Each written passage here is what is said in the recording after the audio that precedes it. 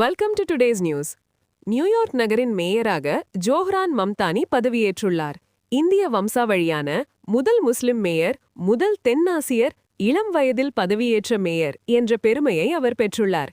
இந்த தேர்தலில் மொத்த வாக்குகளில் சுமார் 50.78% பெற்றுள்ளார். 1993க்கு பிறகு அதிக வாக்காளர் பங்கேற்புடன் நடைபெற்ற தேர்தலாக இது பதிவாகியுள்ளது.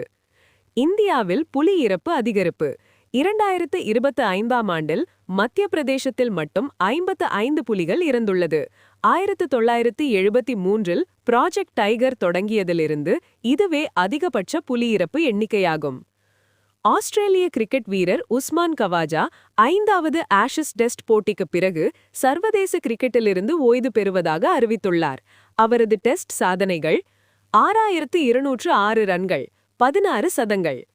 இந்தியாவில் February 1 முதல் புகையிலை பொருட்களின் விலை உயர்த்தப்படுகிறது.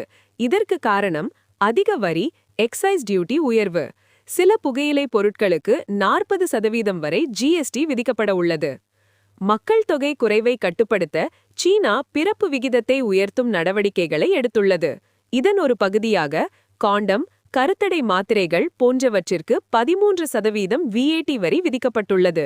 இந்த நடவடிக்கை மக்கள் அதிகமாக குழந்தை பெற்றுக்கொள்ள ஊக்குவிக்கும் நோக்கில் எடுக்கப்பட்டுள்ளது. இன்னும் அப்டேட்ஸ்க்கு ஃபாலோ பண்ணிக்கோங்க.